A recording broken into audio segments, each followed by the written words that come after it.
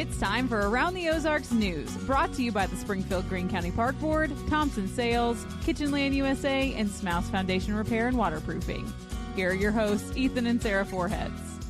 Well, hello. Good morning to you on Tuesday. We are glad to be back here in the Ozarks. We were on the other side of the world for several days. We'll tell you about that more coming up. But first, let's do a little news around the Ozarks. All right. A Missouri inmate already serving 14 years is about to get some time added. Investigators say that he set a detention facility on fire in Saline County, Missouri. 41-year-old Johnny Grimes was the only inmate who had time to grab his belongings as he was being evacuated. So that was like the telltale sign that he knew it was coming. He could get 37 more years. His initial trouble was for domestic violence, but now he will have time added to that. So for now, all the Saline County inmates are being held elsewhere while they clean up the fire damage. Shouldn't have grabbed his stuff. Not in an emergency evacuation. He would have gotten away. Yep. Springfield-based Convoy of Hope continues to respond to the deadly and devastating flooding down in Texas. Now some places of hill country are re-flooding, impacting victims for a second time in 2 weeks. Convoy's disaster response team is there on the ground to help with cleanup and supply distribution. So far, Convoy has delivered and distributed more than 100,000 pounds of critical supplies like food and water, hygiene kits, cleaning products. They are all over in that area, the Kerrville area and beyond. Additional truckloads of supplies will be sent from Convoy's center here in Springfield as needed.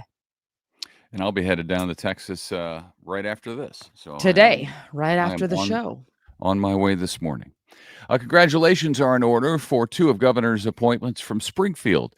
Former Springfield Mayor Ken McClure has been appointed to the Missouri Ethics Commission, and Dr. Tom Prater has been appointed to the Missouri School Funding Modernization Task Force. It's a long name. McClure will help oversee lobbyist monies and campaign finances, among other things. Dr. Prater, with Maddox New Prater Eye Center, will help guide and review the state's K-12 school funding model. So good for them, doing some good for the state. Springfield Contemporary Theater Incorporated is now closed. It was originally founded in 1995, but for 30 years now, the board of directors says the move has been to shut down has been a necessary and indefinite pause that's been a long time coming. Leaders say in part they are facing ongoing challenges that have made it difficult to sustain operations there. Plus shifts in funding, audience, organizational capacity have led to this as well. The announcement comes right on the heels of SCT announcing its production of Hairspray that is now canceled. There will be no Hairspray. The main venue has been at the downtown Fox Theater in Springfield. But again, it's closed indefinitely, maybe for good. Yeah, is unfortunate. Indefinitely, because if someone had like an idea or a cost, financial funding mechanism to do it, then they would do it. But right now they don't have a plan for that. So that's unfortunate. 1995. That's crazy. But yeah, everything has shifted. Everything's digital. So tis the way of the world right now, it seems. All right, this is interesting. Something must have happened that led to this. Six Flags over St. Louis says that all guests 15 and younger must have a chaperone now. Apparently that was not the policy beforehand, but it starts up this weekend. Guests 15 and younger must be accompanied by a parent, guardian, or adult who is at least 21. It's probably a smart rule. Not sure what. Yeah, some craziness or something, I'm sure. Yeah. O'Reilly Auto Parts, based in Springfield, is making national headlines again. U.S. News and World Report lists it as one of the best companies to work for. O'Reilly has some 93,000 employees across the U.S. Last year, their revenue was $16.7 billion. That report is based on a number of things like quality of pay, benefits, work-life balance, professional development, and some other key components. All right. Moving on up. Congratulations to them.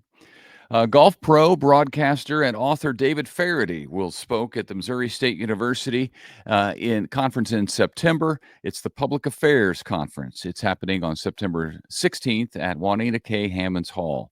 That event is free. It's open to the public, no ticket required, and it's put on by MSU's foundation. And Faraday is a colorful golf analyst. He's fun to listen to.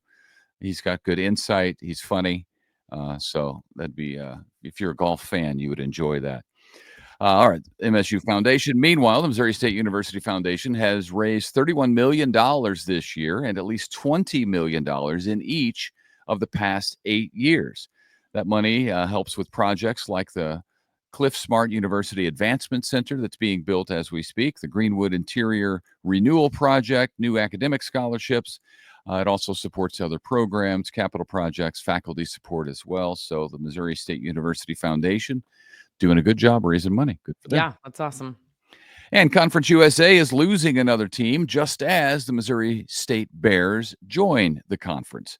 Louisiana Tech is the second team now to move to another league, them moving to the Sun Belt, since MSU announced it was moving to Conference USA. Conference USA expected to have 10 schools in it for 2026. University of Texas El Paso is leaving Conference USA for the Mountain West Conference in 2026 as well. All kinds of changes. Yep. We'll see how that shakes out for Springfield.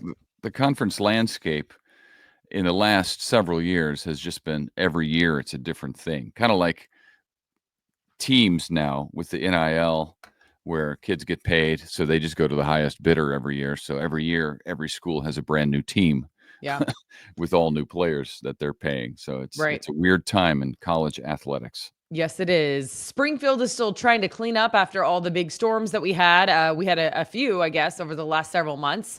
And if you can help a neighbor in need, Springfield City residents could use you.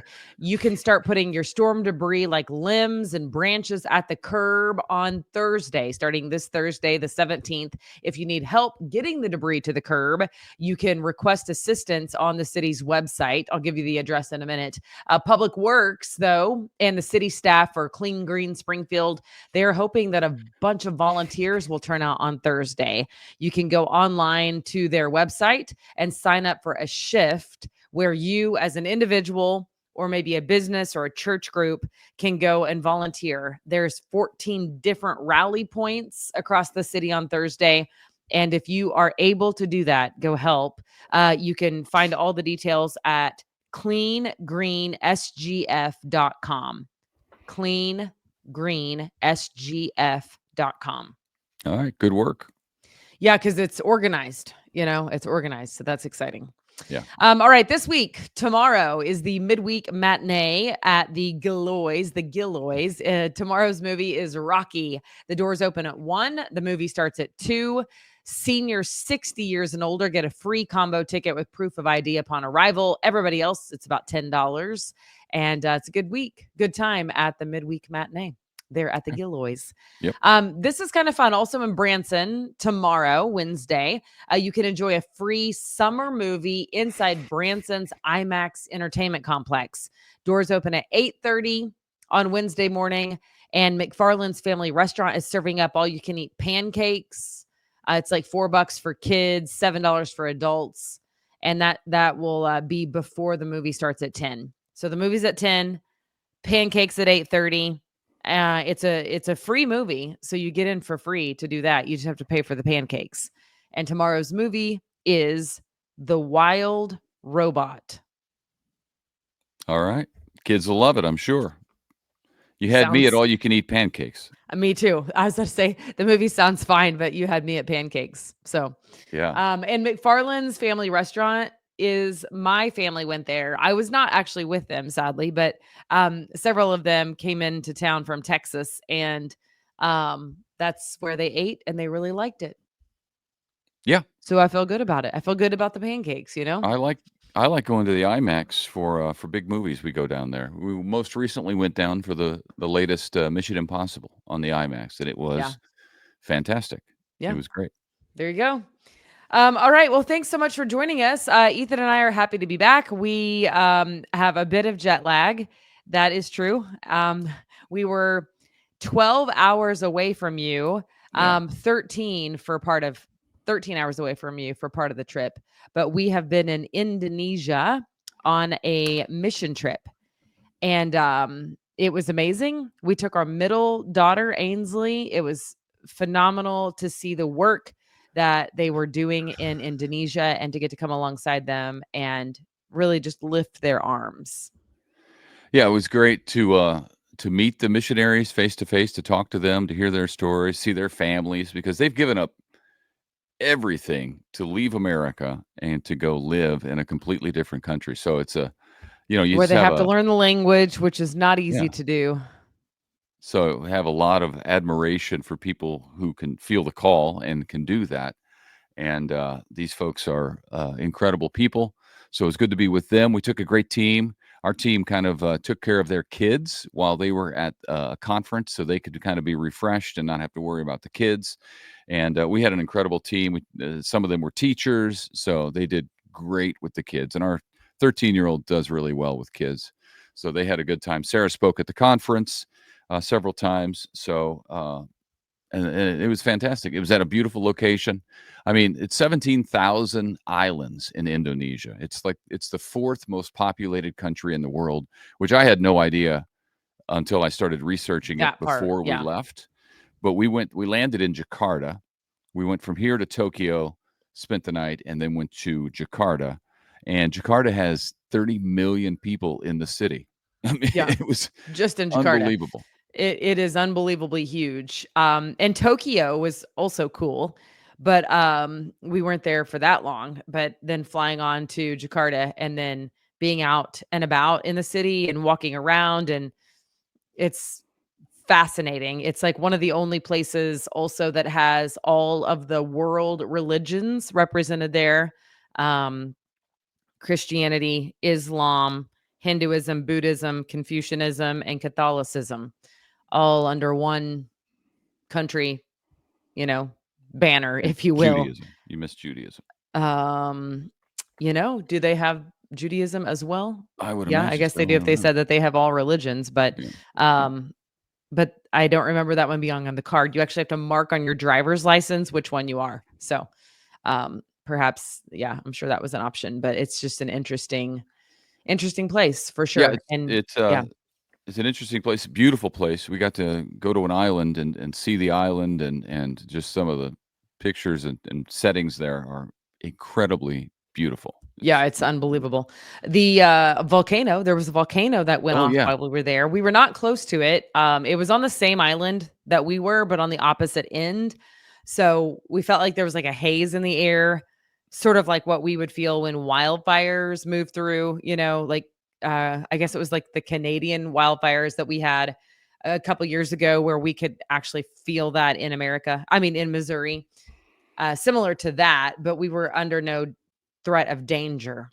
Although I will say the place where we were staying has a tsunami evacuation route. There's signs everywhere for that. And that was like, whew, okay. So, Yeah, because when you think Indonesia, you think tsunamis.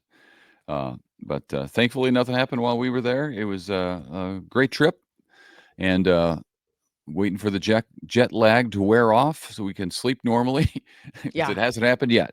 right. But yes, it's going to. I believe it. All right. Well, Ethan's headed to Texas with Convoy of Hope to bring some more relief there. And we hope to see you back here tomorrow morning, Lord willing, depending Yep. on all those things. Okay. Have a great day. And thanks for joining us. Thanks for tuning in. See you.